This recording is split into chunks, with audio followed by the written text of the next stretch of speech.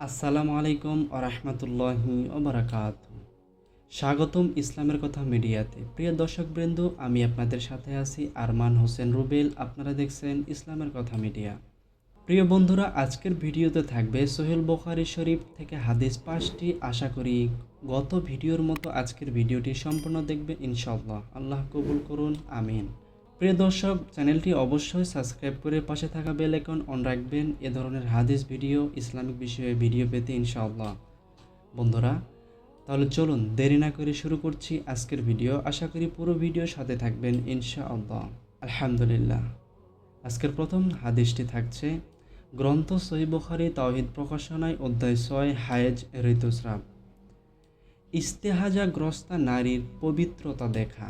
ইবনু আব্বাস রাদিয়াল্লাহু আনহু বলেন, ইস্তেহাজাগ্রস্তা নারী দিনের কিছু সময়ের জন্য হলেও পবিত্রতা দেখলে গোসল করবে ও সালাত আদায় করবে, আর সালাত আদায় করার পর তার স্বামী তার সাথে মিলতে পারে, কারণ সালাতের গুরুত্ব অত্যাধিক। আয়েশা রাদিয়াল্লাহু আনহা বলেন, তিনি বলেন, আল্লাহর রাসূল সাল্লাল্লাহু আলাইহি ওয়াসাল্লাম বলেছেন, হায়েজ দেখা দিলে সালাত ছেড়ে দিবে, আর হায়েজের সময় শেষ হয়ে গেলে রক্ত ধুয়ে নাও এবং সালাত আদায় করো। বন্ধুরা, আমি এখানে আরবিটি দিয়ে দিয়েছি। এই হাদিসটি সহিহ বুখারী শরীফ থেকে নেওয়া। বন্ধুরা, আজকের দ্বিতীয় হাদিস গ্রন্থ সহিহ বুখারী তাওহীদ প্রকাশনায় অধ্যায় 6 হায়েজ ঋতুস্রাব, হাদিস নম্বর 332। নিফাস অবস্থায় মৃত স্ত্রী লোকের জানাজার নামাজ ও তার পদ্ধতি। সামুরাহ ইবনু জুনদুব রাদিয়াল্লাহু আনহু থেকে বর্ণিত, তিনি বলেন, একজন প্রসূতি মহিলা মারা গেলে নবী সাল্লাল্লাহু আলাইহি ওয়াসাল্লাম তার জানাজার সালাত আদায় করলেন। সালাতে তিনি মহিলার দেহের মাঝ বরাবর দাঁড়িয়েছিলেন। এখানে আরবি দেওয়া আছে ইনশাআল্লাহ। বন্ধুরা, আজকে তৃতীয় হাদিস গ্রন্থ সহিহ বুখারী তাওহীদ প্রকাশনায় অধ্যায় 6 হায়েজ ঋতুস্রাব। আব্দুল্লাহ ইবনু সাদ্দাদ রাদিয়াল্লাহু আনহু থেকে বর্ণিত, তিনি বলেন, আমি আমার খালা নবী সাল্লাল্লাহু আলাইহি ওয়াসাল্লাম এর স্ত্রী মাইমুনা রাদিয়াল্লাহু আনহা হতে শুনেছি যে তিনি হায়েজ অবস্থায় সালাত আদায় করতেন না।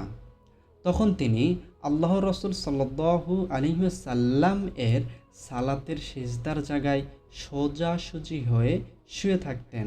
নবী সাল্লাল্লাহু আলাইহি ওয়াসাল্লাম তার চাটায়ে সালাত আদায় করতেন। সিজদা করার সময় তার কাপড়ের অংশ আমার মাইমুনাহর শরীর স্পর্শ করত। হাদিসটি সহিহ। বিস্তারিত হাদিসটি আরবিতে দেওয়া আছে, বন্ধুরা দেখে নেবেন। বন্ধুরা, ভিডিওগুলো ভালো লেগে থাকলে অবশ্যই লাইক, কমেন্ট, শেয়ার, সাবস্ক্রাইব করবেন আমার চ্যানেলটি অবশ্যই ইনশাআল্লাহ। ইসলাম প্রচারের লক্ষ্যে হলেও ইনশাআল্লাহ। বন্ধুরা, আজকের চতুর্থ হাদিস গ্রন্থ সহিহ বুখারী তাওহীদ প্রকাশনায় অধ্যায় তায়াম্মুম, হাদিস নম্বর 334। আরবিটি এখানে দেওয়া আছে এবং এর উপর একটি কোরআনের আয়াত আছে। আল্লাহ তাআলার বাণী, এবং পানি না পাও তবে পবিত্র মাটি দিয়ে তায়াম্মুম করে নাও, মাসহ করবে স্ত্রীয় মুখমণ্ডল ও হাত। সূরা আন-নিসা আয়াত 43, সূরা আল মাইদা আয়াত 6। নবী সাল্লাল্লাহু আলাইহি ওয়াসাল্লামের স্ত্রী আয়েশা রাদিয়াল্লাহু আনহা থেকে বর্ণিত, তিনি বলেন, আমরা রাসূলুল্লাহ সাল্লাল্লাহু আলাইহি ওয়াসাল্লাম এর সঙ্গে কোনো এক সফরে বের হয়েছিলাম। যখন আমরা বাইজা অথবা জাতুল জায়শ নামক স্থানে পৌঁছালাম, তখন একখানা হাড় হারিয়ে গেল। আল্লাহর রাসূল সাল্লাল্লাহু আলাইহি ওয়াসাল্লাম সেখানে হাড়ের খোঁজে থেমে গেলেন, আর লোকেরাও তার সঙ্গে থেমে গেলেন, অথচ তারা পানির নিকটে ছিলেন না। তখন লোকেরা আবু বকর রাদিয়াল্লাহু আনহু এর নিকটে এসে বললেন, আয়েশা কি করেছেন? আপনি কি দেখেছেন? আপনি কি দেখেননি? তিনি রাসূলুল্লাহ সাল্লাল্লাহু আলাইহি ওয়াসাল্লাম ও লোকদের আটকিয়ে ফেলেছেন, অথচ তারা পানির নিকটে নেই এবং তাদের সাথে কোনো পানিও নেই। আবু বকর রাদিয়াল্লাহু আনহু আমার নিকট আসলেন। তখন আল্লাহর রাসূল সাল্লাল্লাহু আলাইহি ওয়াসাল্লাম আমার উরুর উপরে মাথা রেখে ঘুমিয়েছিলেন। আবু বকর রাদিয়াল্লাহু আনহু বললেন, তুমি আল্লাহর রসুল সাল্লাল্লাহু আলাইহি ওয়াসাল্লাম এর লোকদের আটকিয়ে ফেলেছ, অথচ আশেপাশে কোথাও পানি নেই এবং তাদের সাথেও পানি নেই। আয়েশা রাদিয়াল্লাহু আনহা বলেন, আবু বক্কর আমাকে খুব তিরস্কার করলেন আর আল্লাহর ইচ্ছা তিনি যা খুশি তাই বললেন। তিনি আমার কোমরে আঘাত দিতে লাগলেন। আমার উরুর উপর আল্লাহ রসুল সাল্লাল্লাহু আলাইহি ওয়াসাল্লাম এর মাথা থাকায় আমি নড়তে পারছিলাম না। আল্লাহ রসুল সাল্লাল্লাহু আলাইহি ওয়াসাল্লাম ভোরে উঠলেন, কিন্তু পানি ছিল না। তখন আল্লাহ তাআলা তায়াম্মুমের আয়াত নাজিল করলেন। অতঃপর সবাই তায়াম্মুম করে নিলেন। ওসাইদ ইবনে হুযায়র রাদিয়াল্লাহু আনহু বললেন, হে আবু বকরের পরিবারবর্গ, এটাই আপনাদের প্রথম বরকত নয়। আয়েশা রাদিয়াল্লাহু আনহা বলেন, তারপর আমি যে উঠেছিলাম তাকে দাঁড় করালে দেখি আমার হাড়খানা তার নিচে পড়েছিল। আলহামদুলিল্লাহ, এই তায়াম্মুমের আয়াতটা নাজিল হওয়ার কারণে আল্লাহ তাআলার কি কারিশমা।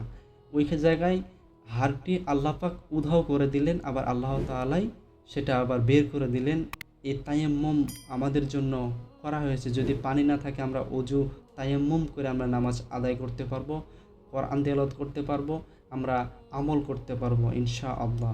বিস্তারিত হাদিসের নাম্বারগুলো দেওয়া আছে মুসলিম শরীফ, আহমেদ শরীফ, এসব হাদিস থেকে বর্ণিত। এবং এখানে আরবি বুখারী শরীফ থেকে যে আরবিটি পেয়েছি সেটাও এখানে দেওয়া আছে ইনশাআল্লাহ। বন্ধুরা, আজকের শেষ হাদিস 5 নম্বর হাদিস, গ্রন্থ সহিহ বুখারী তাওহীদ প্রকাশনায় অধ্যায় 7 তায়াম্মুম, হাদিস নম্বর 335। জাবির ইবনু আব্দুল্লাহ রাদিয়াল্লাহু আনহু থেকে বর্ণিত, নবী সাল্লাল্লাহু আলাইহি ওয়াসাল্লাম বলেন, আমাকে এমন 5টি বিষয় দান করা হয়েছে যা আমার পূর্বে কাউকে দান করা হয়নি। 1, আমাকে এমন প্রভাব দিয়ে সাহায্য করা হয়েছে যে 1 মাস দূরত্বেও তা প্রতিফলিত হয়। 2, সমস্ত জমিন আমার জন্য পবিত্র ও সালাত আদায়ের উপযোগী করা হয়েছে, কাজেই আমার উম্মতের যে কোনো লোক ওয়াক্ত হলেই সালাত আদায় করতে পারবে। 3, আমার জন্য গনিমতের মাল হালাল করে দেওয়া হয়েছে, যা আমার পূর্বে আর কারো জন্য হালাল করা হয়নি। 4, আমাকে ব্যাপক শাফাআতের অধিকার দেওয়া হয়েছে। 5, সমস্ত নবী প্রেরিত হতেন কেবল তাদের সম্প্রদায়ের জন্য, আর আমাকে প্রেরণ করা হয়েছে সমগ্র মানব জাতির জন্য। সুবহানাল্লাহ। হাদিস মুসলিম, আহমদ শরীফ থেকে বর্ণিত হয়েছে। বিস্তারিত হাদিস এবং বুখারী শরীফের আরবি হাদিস ইনশাআল্লাহ। আলহামদুলিল্লাহ, আজকের ভিডিও এ পর্যন্তই। আশা করি আপনাদের ভিডিওটি ভালো লেগেছে। ভালো লাগলে অবশ্যই like, comment, share, subscribe my channel. প্রিয় বন্ধুরা, ভিডিওতে কোনো ভুল ত্রুটি হলে অবশ্যই ক্ষমা দৃষ্টিতে দেখবেন। আগামী ভিডিওর অপেক্ষায় থাকবেন। অবশ্যই চ্যানেলটি সাবস্ক্রাইব করবেন যাতে পরবর্তী ভিডিও আসার সাথে সাথে নোটিফিকেশান পেতে পারেন। আজকের মতো এ পর্যন্ত।